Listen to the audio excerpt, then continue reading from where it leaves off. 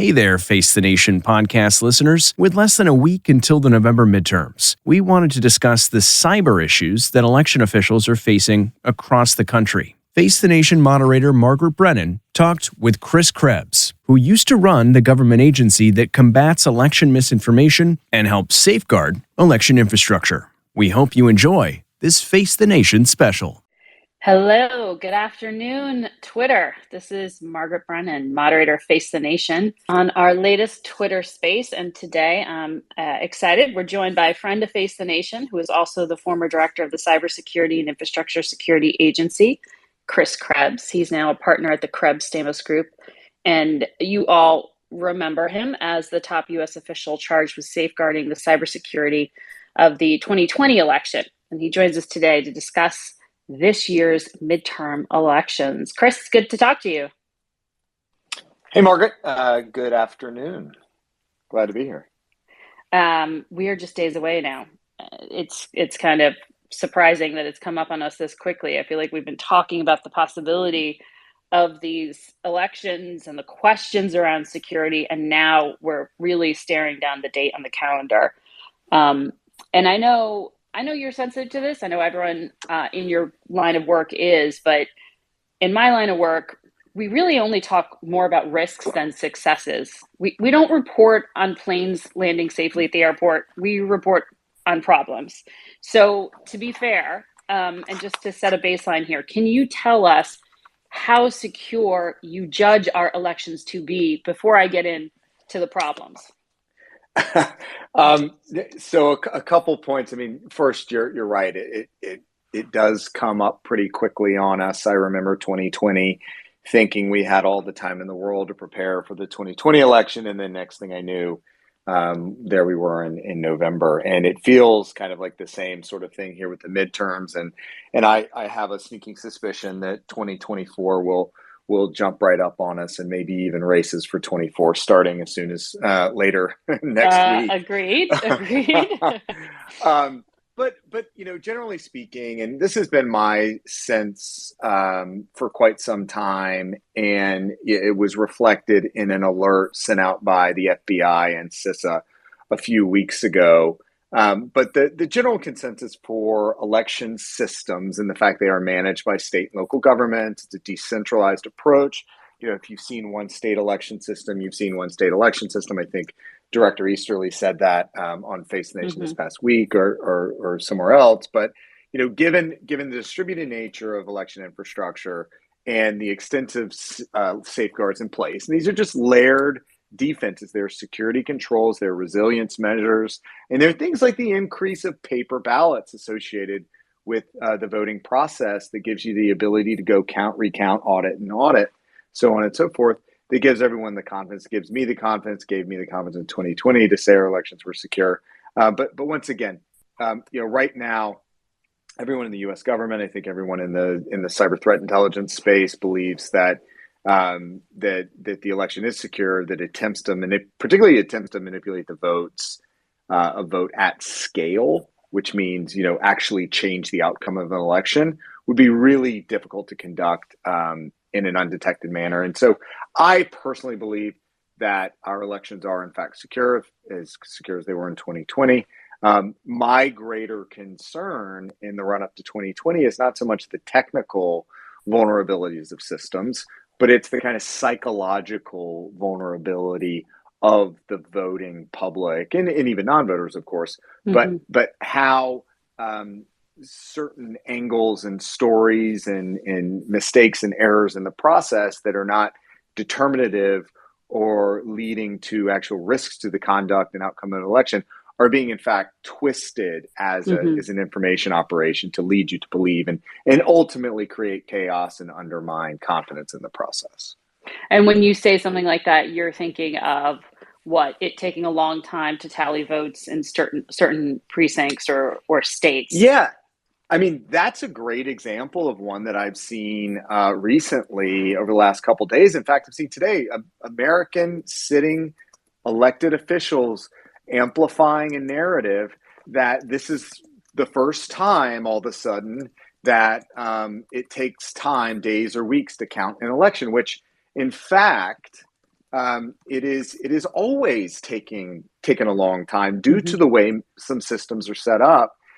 Thinking back even to the U.S. Civil War, when mail-in ballots were provided, or absentee ballots mail-in ballots really were provided to soldiers in the Civil War, and those did not show up on election day necessarily or were tabulated. It takes time to tabulate, and then canvass, and then audit, and then certify the elections. And that's why there is such thing as a safe harbor date of December 14th, that where states have to get their certified votes in. I mean, if you think back to 2000 and Bush v. Gore, in part due to litigation, but that election was not determined until December. So this is not a novel thing. It's always been the case. Now, the distinction here is that close elections are not able to be called from an unofficial basis by the media necessarily on the night of or the next day or whatever. When you have a bigger spread in the results, it is easier through projections and some of the unofficial results, where the mail-in ballots may not matter from a projection perspective. And I think that's the big difference here. Well, and in states like Pennsylvania, you can't even begin tabulating and counting votes until election day. That's the law. Correct. And that was a big issue in 2020 with the increase in mail-in and absentee ballot opportunities in all of these states. And yet the legislation and the state legislatures did not allow accommodations where you could not even begin counting, but begin the processing of ballots, including preparing, making sure the signatures were authenticated and verified, that all the other elements were in place so that you could make it quicker to run the ballots through the tabulation process. Now, Wisconsin did make a slight adjustment, but again, the legislatures in many of these states have made it actually difficult to get the official, at least the first run of the count through, as you pointed out. Mm-hmm. And there have been sitting Republican senators who know that, who have been tweeting things that are misleading about what may be happening. I imagine we're looking at the same Twitter accounts. Yeah, I suspect we are.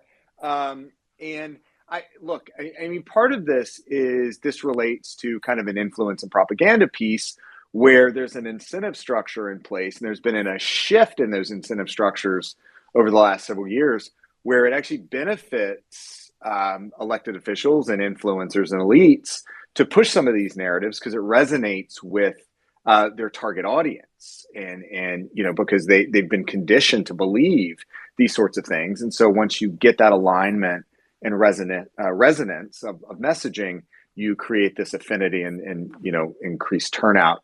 And the challenge is that there's no real accountability measure other than at the ballot box. And back to that incentive structure piece, if the audience is expecting it and it resonates and it's rewarding, then of course there's not going to be an accountability. And then it doesn't matter because it cycles through the next news cycle anyway. Everybody's forgot, they're moved on, and something else. Today's outrage hits, and so we forgot what happened yesterday. Well, we didn't forget what happened yesterday at CBS, because I'm about to bust open our list here of those who talked about the 2020 election and continue to talk about 2 years ago, even as we head into the election around the corner. You declared it was the most secure election in history, period. When we look at our CBS tally of candidates running for office right now, there are only 2 states in the entire country, Rhode Island and North Dakota, where an election denier is not on the ballot.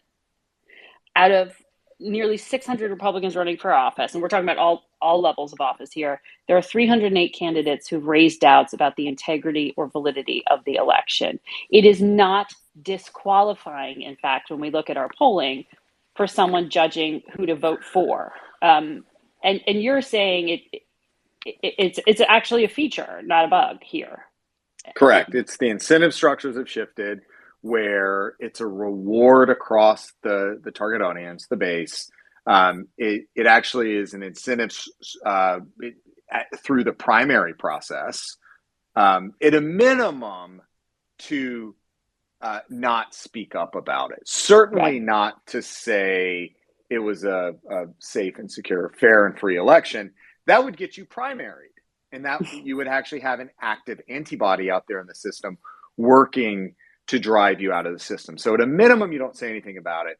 But ideally, in this alternate reality, there's an incentive for you to actually go out there and decry. And this is not something that just kind of stopped once you got through the primary. I think what you were going at was you have a candidate for governor in Arizona who, in fact, said it, I believe, yesterday, questioning the current sitting legitimate president's 81 million votes. And in fact, it was 81 point something. So, technically she may have been correct, but I think she was alluding that the true vote was the other direction, down, not up. Right. And so one quick point, is, and I think I mentioned this it was on 60 Minutes last week, but when we talk about how safe and secure the 2020 election was, that was a consensus view. So it was not Chris Krebs, director of CISA, saying it. That was a consensus view of election officials at the state and local level. That was federal officials in the intelligence community and law enforcement community. That was the private sector. That was the body of election administration, saying, based on the view of at November 12th, 2020, that it was a safe and secure election. Moreover, it was the most scrutinized election. Certainly, I can't imagine there being any more attention at any prior election on the actual administration, the safety and security of the election. It was the most litigated. So prior to the election, there was 8 or so major lawsuits that I think of those, maybe it was the majority of them actually were in favor of Republican litigants. And then after the election, there were 60 plus lawsuits. So it was, again, most scrutinized, most litigated. It was also the most audited. So by 2020, there were 43 states plus the District of Columbia that had some sort of post-election audit in place. So these are not just thumb in the air type assessments. These were based on practitioners. This is based on statistics. This is based on what actually happened on the ground. Actual facts. Yes. So what is your concern after this election is over? Do you anticipate, it's hard to anticipate exactly what we went through would be replicated again, but does this become a feature of our political system where the losing candidate just says, I don't believe it? I think that's probably going to be built into the political process of democracies worldwide. So not just here. I mean, even now in Israel, we have Netanyahu, potentially coming back in as prime minister, apparently. Yeah. But even after his last loss, he alluded to some sort of fraud or shenanigans in the process. The expectation was Bolsonaro in Brazil would do the same thing. Now, he has been relatively silent and alluding to a transfer of power, but his supporters are out there, engaging in civil unrest, and it's still kind of an open question of what happens in Brazil. But you're already seeing it here in the U.S. that there is doubt cast upon the outcome of elections, unless you win, of course. If you win, It's perfectly fine. And there are candidates that have already suggested, in using kind of sneaky, cloaked language about future results. The Secretary of State in Arizona, candidate for the GOP, Mark Finchem, when asked about if President Biden ran in 24 and President Biden won, would he certify? And he just dismissed it out of hand as fantasy land. And so, again, they're conditioning the system for an easier rejection of free and fair elections and putting a separate alternate process in place. And there are other aspects of the system itself that could undermine, I think, what we traditionally have viewed as our democratic elections. That includes a case that's in front of the Supreme Court this year, this term rather, about what's known as the independent state legislature theory, which would give state legislatures the ability to actually decide how elections are decided and potentially provide alternate slate of electors, which was one of the kind of strategies post November 8th last year. Or you're talking Moore versus Harper. Yes, that's it. Yes, we're going to talk about that with our Jan Crawford, our Supreme Court reporter, because of what you're saying, because you're already hearing noise being made about the potential of that and undermining future elections. But on this, okay, big picture, because you think about these things. Are we at the point now where a lot of this false info is spread a lot of it's on social media, some of it's on cable, certainly, and on the news, but is social media now a form of our nation's critical infrastructure? Is that how we should think of it? Oh, that's a great question, and one that I think about, as you mentioned, kind of quite often more broadly, like what is the infrastructure of the future? What's the next generation infrastructure? We tend to think about water systems and banks and telecommunications, and I tend to think about how technology has changed, evolved, and we've adapted to it around us. And starting with things like cloud systems and cloud computing, is that a new form of infrastructure separate from information technology and telecommunications? And the way that we communicate now and the way we share information, and I think we talked about it on Face the Nation 2 weeks ago about how so many Americans get their news directly from social media, like TikTok. And how should we be thinking about that? So critical infrastructure is a pending question, but it's certainly a established dominant form of communication and community engagement, even if it's a digital virtual engagement that's established in society. And so we need to be thinking more broadly about certainly the benefits it provides us, but also what are the potential harms. We always think about the benefits and harms of communication means, and it's no different here with social media. And the kind of the pivot I make right now usually is we engage as community on social media. All of our adversaries are viewing these changes and these dependencies, and they see the platforms. In the last week alone, there have been reports from Twitter, Facebook, compiled up by the Election Integrity Partnership out of Stanford and University of Washington, about China and Iranian information operations targeting the midterm elections in part. And in fact, one of the campaigns out of China was actually an anti-Marco Rubio. So it's not just about targeting Democrats; it's also about targeting Republicans. Now, to the Democrat candidate point, the company Graphica, which is a social media monitoring tool company, released a report about a Russian effort that's kind of a revival of some of the efforts we saw in 2016 with the Internet Research Agency. They were targeting Democratic campaigns, undermining candidates in Pennsylvania and Ohio, and basically the big Senate campaigns that you think about. So we're seeing between Russia, China, and Iran, they have their strategic objectives, their favorites.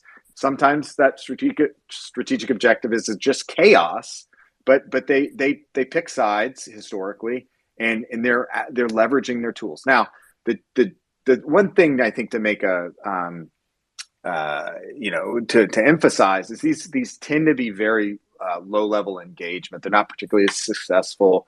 They're still pretty clumsy and goofy, and I think the broader qualitative measurement of how impactful social media information operations by adversaries are is a bit up for debate. But they use them. They seem to think they work because they keep using them. Yeah, there was a group called Signal. I think I'm saying that right. Signal with a Z research that said over the past month there were more than 300,000 mentions of voter fraud on Twitter, up 25% from 2018. Is chatter an indicator of something, or is that, when you hear and see something like that, does that smell to you of a foreign operation? Does it smell to you just of, the way people are talking? Or at what point does that trigger a concern for people in the government who are saying there's something out there, an entity that's really trying to persuade voters about the integrity of the election? I Like, how do you begin to weed out? So there are a couple different mechanisms, but for one, I tend to think that there's an environmental level of disinformation and activity sponsored by foreign adversaries that is just out there all the time. It has just permeated the ecosystem, and they tend to really have at least a baseline level of the zeitgeist. And right now in American politics, fraud, ballot trafficking, mules, that's all part of particularly the right-wing zeitgeist that we've seen manifest over the last couple years. Now, what the foreign or the U.S. government can do, particularly through the intelligence community and some of our own cyber capabilities, is actually penetrate some of these adversaries and get a kind of an in-house look at what they're doing. In that developed understanding can actually be a benefit to the social media platforms as they do their own notification or their own investigations and disruptions. And I suspect go ahead. Sorry. No, go ahead.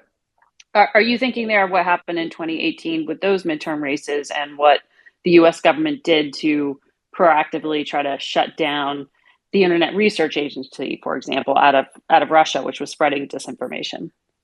Right. That's certainly an element. And of course, we work with our international partners who have, their own insights into what's going on, just like we can develop insights and we would share with them during their elections. So there is emerging this alliance of democracies when it comes to disinformation targeting our respective elections.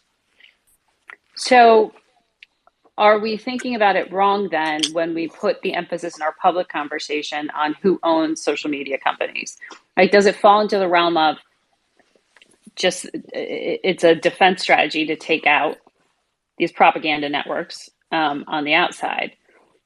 Or should we be talking as much as we are about, for example, who owns Twitter? Elon Musk, and the fact that the second largest investor, I believe, in the company now is Prince Al-Walid bin Talal of Saudi Arabia, or talking about the fact that TikTok is owned by a Chinese firm called ByteDance.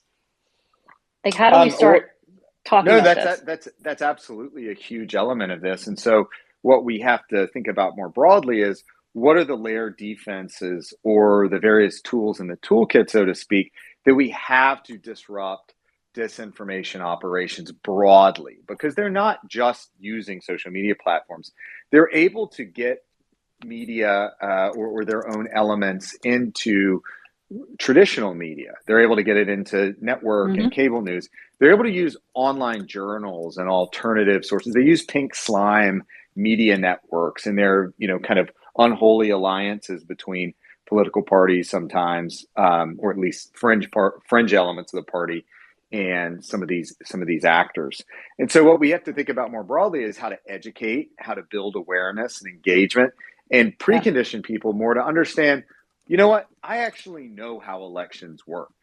And when I hear that story I just read, or when I hear someone saying, for instance, that we used to know when elections were decided, I know that's not true, because I remember in 2000 it took till December. I know that in my state, where we have 80% of mail-in ballots, that it takes a week. And so I think it's incumbent upon election officials and administrators, and we need to support them. The U.S. Congress needs to provide additional funding and resources.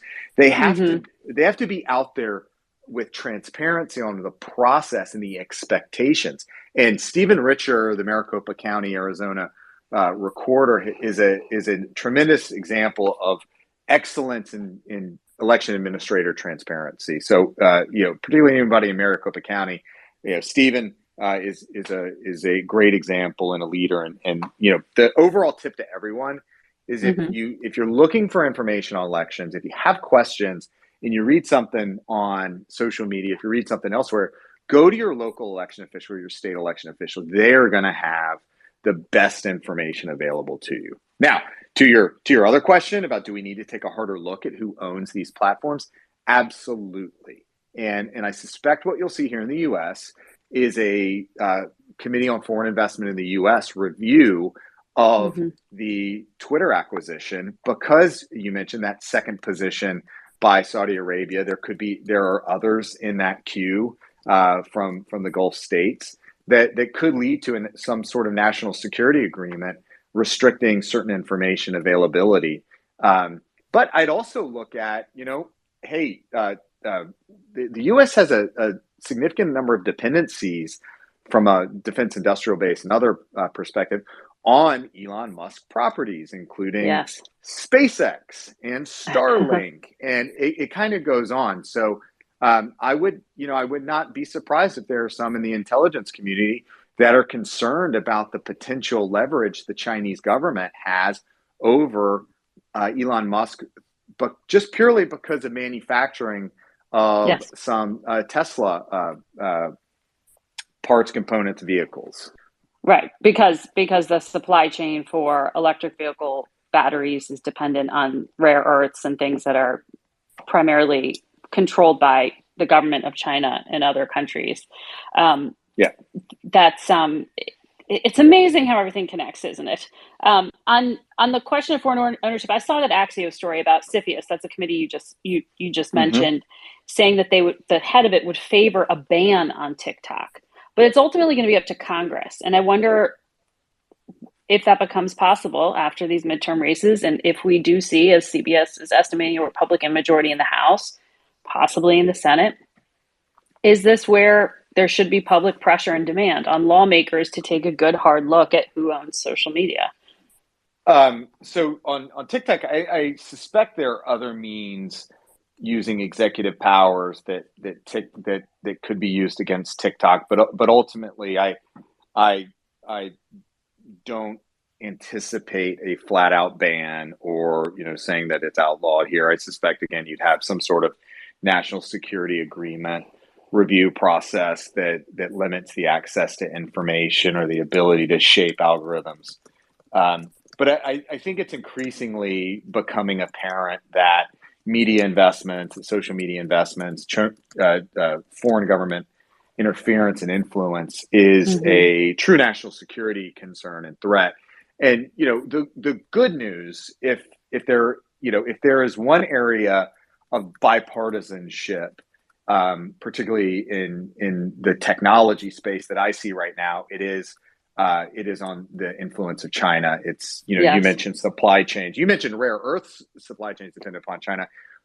Almost all supply chains have some sort of Chinese dependency. It's almost like there's a reason that there's global inflation, not just U.S. inflation. It's because of the aftershocks and the continued, frankly, zero COVID policy of China that is creating complications throughout the supply chain. So I think a lot of what's happening right now is a hard look at how do you de-risk supply chain dependencies on China, and how do you kind of nearshore or alternate sources of product.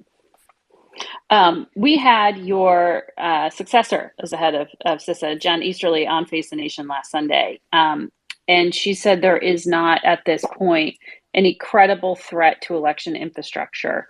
But she also says an incredibly dynamic threat environment. When she says something like that, what do you think she's thinking of?